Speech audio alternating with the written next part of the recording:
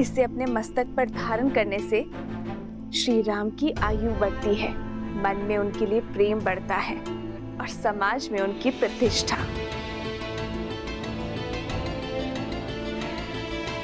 माता, आप चिंता ना कीजिए। ना मुझे किसी के ठाठ से अंतर पड़ता है और ना ही उपहास से। मेरे लिए मेरे प्रभु का जीवन, उनका सम्मान, उनका मुझसे प्रेम महत्व रखता है। माता, आपने तो मुझे अनोखा मार्ग दिखा दिया। आपके मस्तक पे एक चुटकी सिंदूर लगाने से मेरे प्रभु का सम्मान इतना बढ़ गया। तो माता, आप सोचिए, मेरे प्रभु का सम्मान और प्रभु का मुझसे प्रेम अब कितना बढ़ेगा। क्योंकि माता, मैंने तो अपने रोम रोम को सिंदूर के रंग से रंग लिया है। मैंने तो अपनी पूंछ का भी एक छोटा सा भाग भी नहीं छोड़ा। तो माता, आप बताइए ना, इस लाल देह से मेरे प्रभु का जीवन और कितना बढ़ेगा।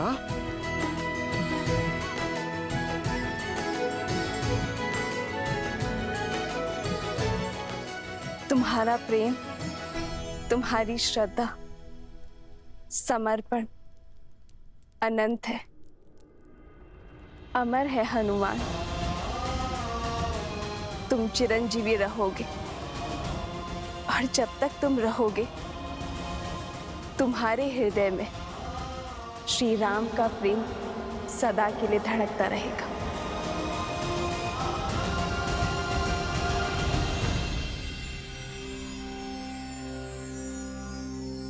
श्री गुरु चरण सरोज रज, निज मनु मुकुरु सुधारी।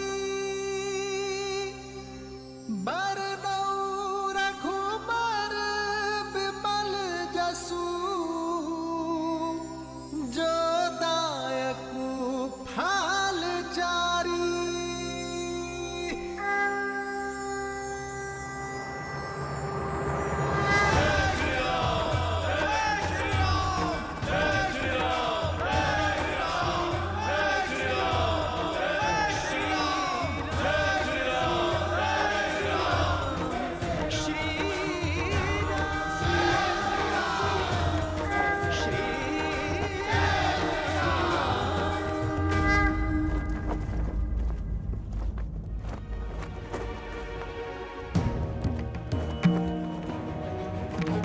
इस राज्य अभिषेक के समय की कुंडली में यह स्पष्ट है कि एक महाआसुरी शक्ति अयोध्या में प्रवेश करने वाली है।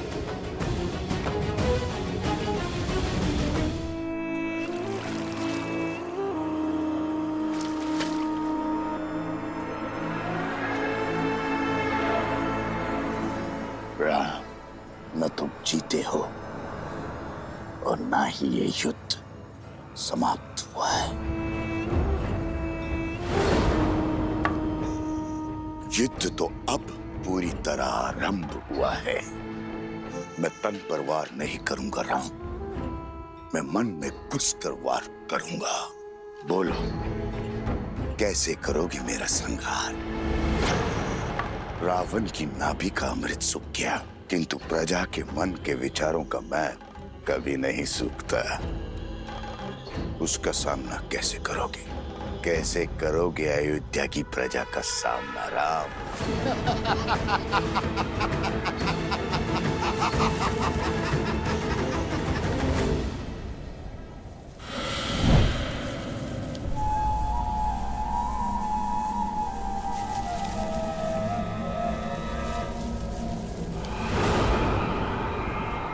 भूल हो गई मुझसे, जो आपसे सहायता की आस कर बैठी मैं, आपके द्वार पर प्रतिशोध की भिक्षा मांग बैठी मैं।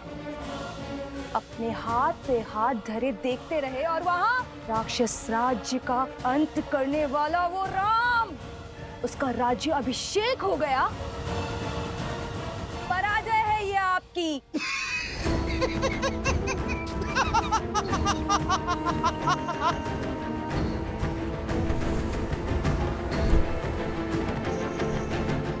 मैं जितना अधिक पराजित होता हूं, मेरा विजय पर उतना ही विश्वास दृढ़ होता जाता है। जानती हो असुर सदा पराजित क्यों होते रहते हैं? क्योंकि उन्हें अपनी शक्ति का तो बोध है, किंतु शत्रु की दुर्बलता का बोध नहीं है। राम का राज्याभिषेक उसकी दुर्बलता होगी।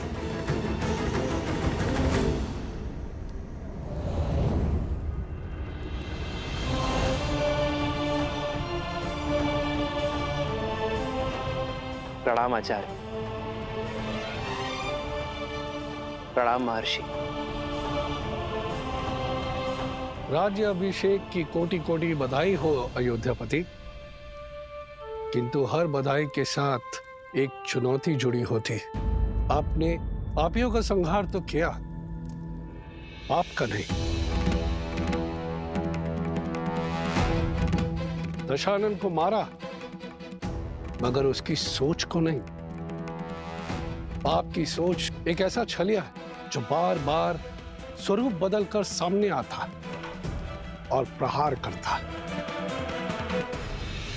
मैं वार करूंगा तो राम प्रतिकार करेगा।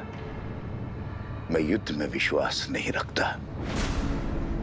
मैं 1000 छोटे छोटे घाव में विश्वास रखता हूं, और वो घाव मैं उसे नहीं दूंगा, उसके अपने देंगे। और जब घाव अपने देंगे तो लाचार होगा और पीड़ा भी अधिक होगी। अर्थात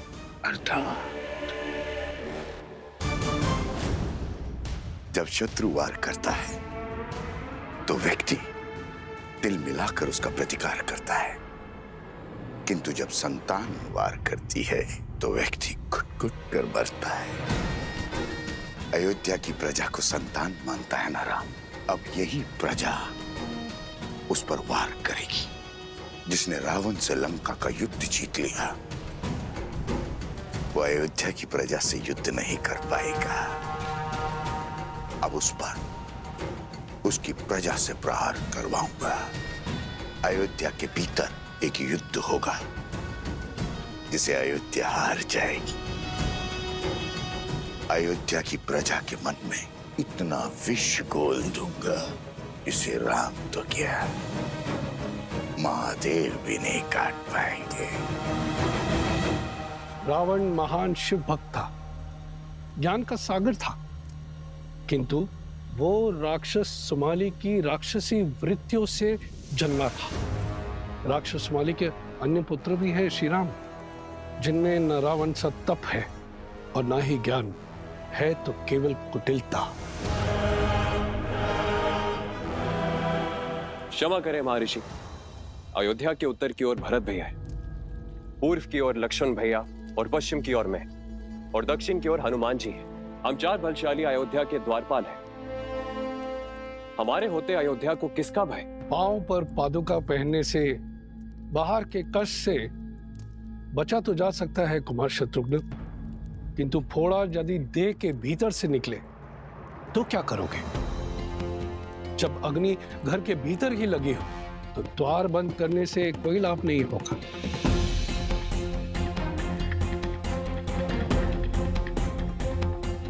रावण के पापों का अंत तो हुआ है, लेकिन उसकी सोच का नहीं। जो विपदा आने वाली है उसके अस्त्र तलवार या भाले नहीं, असत्य, लोकवाद, झूठी निंदा, ये सब उसके अस्त्र है। शब्द उसका ब्रह्मास्त्र है।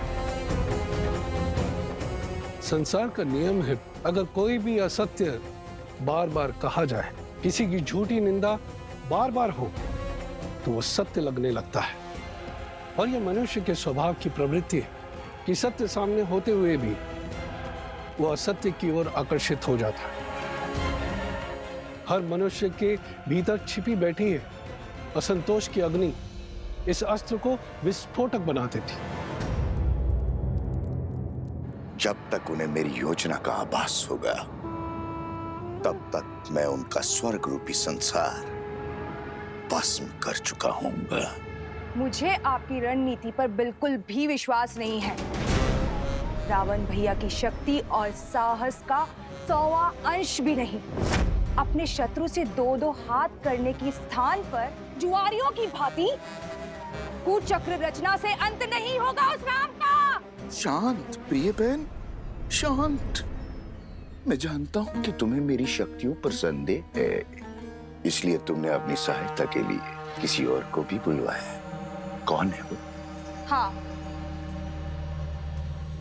मैंने सहायता के लिए निस्थल के राजा भस्कर्ण और उनके पुत्र संहादमन को बुलाया है।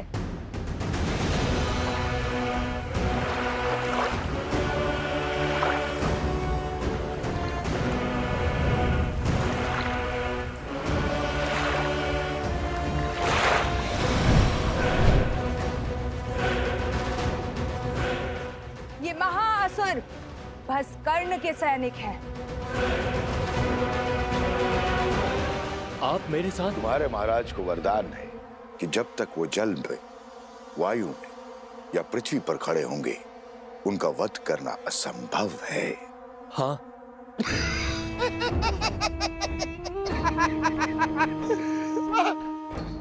जाओ, करो युद्ध, किंतु एक बात स्मरण रहे, राम पर विजय केवल सहस्त्र रावण पा सकता है। जाओ, अपनी योजना को आकार दो।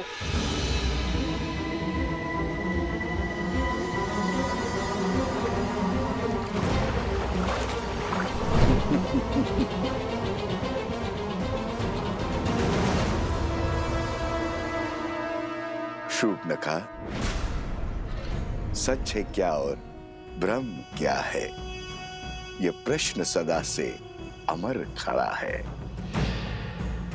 सहस्त्र मुखों की सहस्त्र बातें, इनसे भला कौन लड़ा है?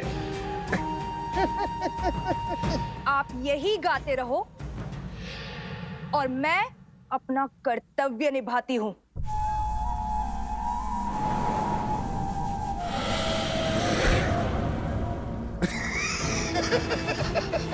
राम राज्य पर अनिष्ट की छाया तक नहीं आएगी महर्षि।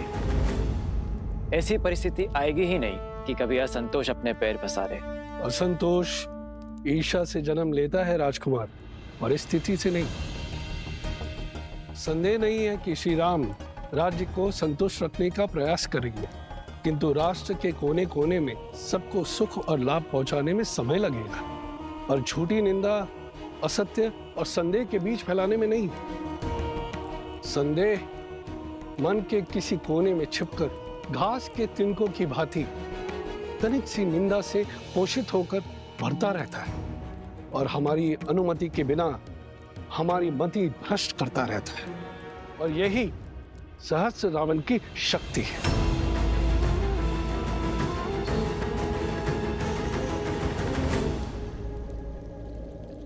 मैं राजनीति नहीं, भविष्य जानना चाहता हूं महर्षि। क्या छुपा है भविष्य के गर्भ में? अव्यवस्था, अराजकता, विजय भी होगी, किंतु भयंकर पीड़ा और संघर्ष के बाद। मानव जीवन तो है ही दुखों और संघर्षों का सागर, इससे भय क्या? मैं तो अयोध्या के विषय में पूछ रहा हूं महर्षि। मैं भी अयोध्या के विषय में ही बता रहा हूं राजन।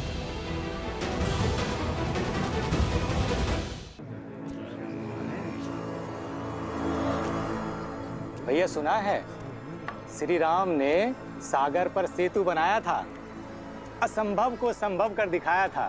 देवी देवताओं की विशेष कृपा है हमारे महाराज के ऊपर। सुना तो ये भी है कि रावण कोई साधारण योद्धा नहीं था। कहते हैं युद्ध बहुत ही भयावह था और बहुत दिन तक चला। जंगल में मोर नाचा, किसने देखा? न मोर न युद्ध। अच्छा, तुम कहना चाहते हो श्री राम ने रावण को नहीं मारा?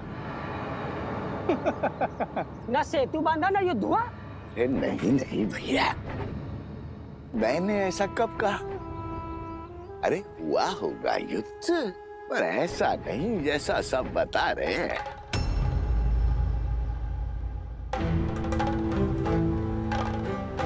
सागर तो पर्वत निगल लेते हैं, और उस पर यदि रावण इतना बलशाली था, 10 लोगों का स्वामी था, तो क्या वो सागर पर पुल बांधने देता? कदापि नहीं। तो क्या हमारे राघव असत्य कह रहे हैं? राम राम राम, ऐसा मैंने कब कहा भैया? अरे श्री राम गए होंगे लंका और रावण को ललकारा होगा, और रावण भी आ गया होगा रणभूमि में, और श्री राम ने एक बाण से उसका वध कर दिया होगा, बस।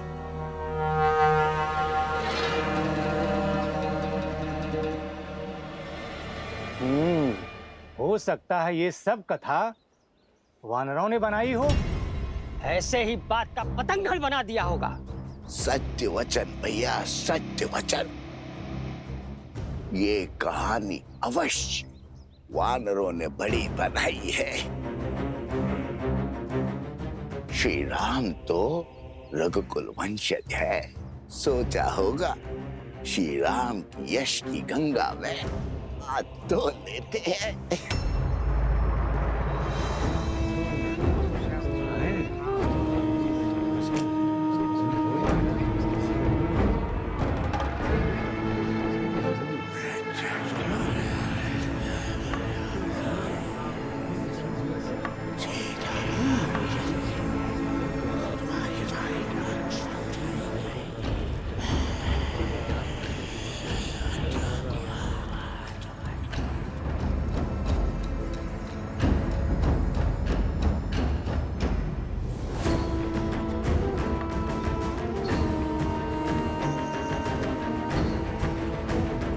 उपहास निंदा में बदलेगा और निंदा संदेह में। इस प्रकार सबके मन में संदेह रूपी सहस्त्र रावण बस जाएगा, और संदेह से फैलेगा असंतोष। अब राम को मारने के लिए किसी शस्त्र की आवश्यकता नहीं।